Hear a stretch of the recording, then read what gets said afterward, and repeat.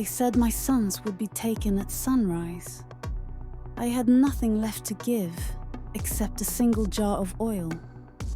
Who would have thought that heaven could fill an empty jar?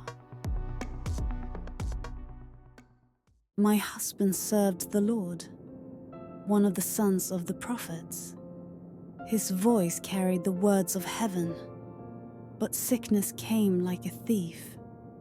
He died in my arms, whispering the Shema. The Lord is our God, the Lord is one. And then, silence. When the mourners left, the creditors came. They pounded on my door with voices that spoke no mercy. Your husband's debt is due. Your sons will serve as payment. I held my boys that odd night, their faces buried in my shawl, my heart breaking with every breath. I remember waking before dawn, the ground cold beneath me. The house was quiet, too quiet for a home that once echoed with prayer. I looked around.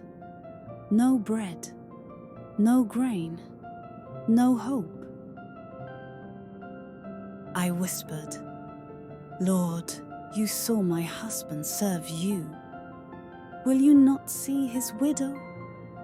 That's when I remembered the man of God, Elisha. If anyone could hear from heaven, it would be him. I ran through the narrow streets, dust rising behind me, tears mixing with the wind. I went to find the man of God. The road to Elisha's dwelling felt longer than ever, each step heavier than the last. Dust clung to my robe, and despair clung to my heart. When I saw him standing in the shade of an olive tree, I fell at his feet before words could find shape. Your servant, my husband, is dead, and you know that your servant feared the Lord. But the creditor has come to take my 2 children to be his slaves. He said nothing for a moment, just looked at me. It wasn't the look of pity, but of someone searching for faith, hidden beneath the ruin. Then Elisha spoke, his voice calm, almost tender. What shall I do for you? Tell me, what have you in the house? He said. Your servant has nothing in the house except a jar of oil, I responded, my voice shaking. Nothing. That's what I thought I had. But heaven heard that word. Oil. Elisha's eyes seemed to glimmer with something unseen. Elisha, firm yet filled with purpose. Go outside, borrow vessels from all your neighbors, empty vessels, and not too few. Then go in and shut the door behind yourself and your sons, and pour into all these vessels. And when one is full, set it aside.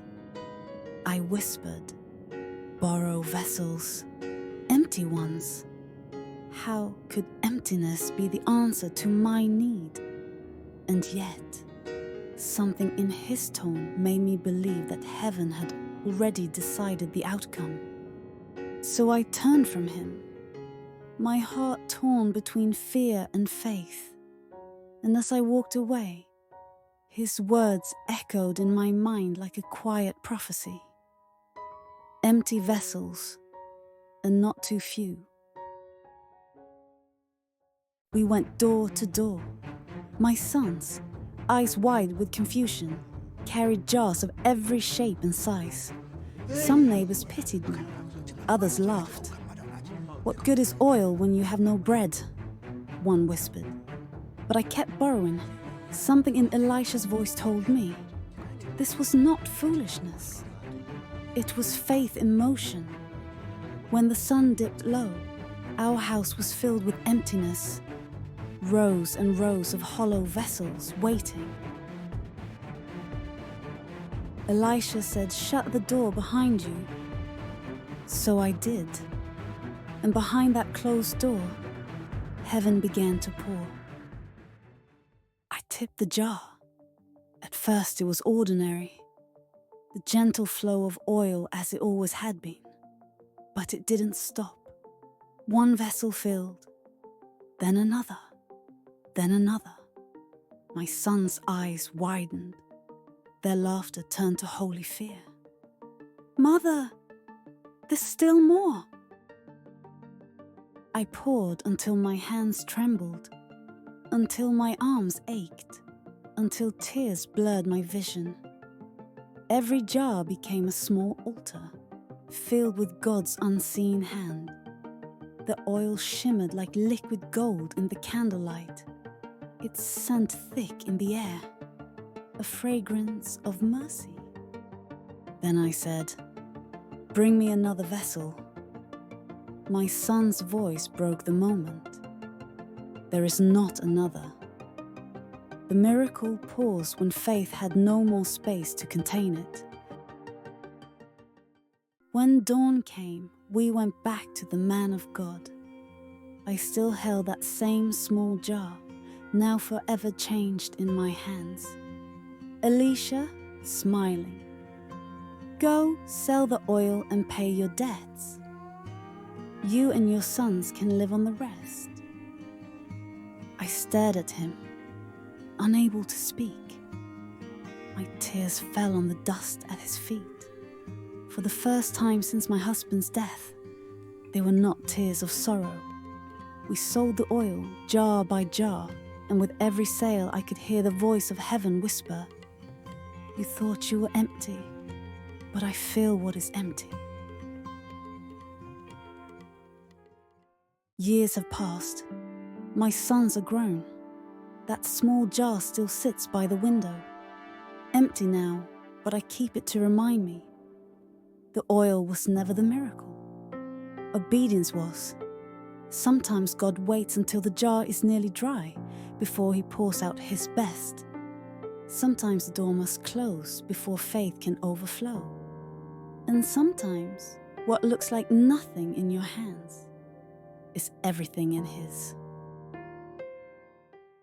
When life feels empty, don't measure what you've lost. Offer what you have. Because the God who multiplied oil can still multiply faith. If this story stirred your heart, share it, comment how God filled your emptiness, and subscribe for more biblical stories brought to life.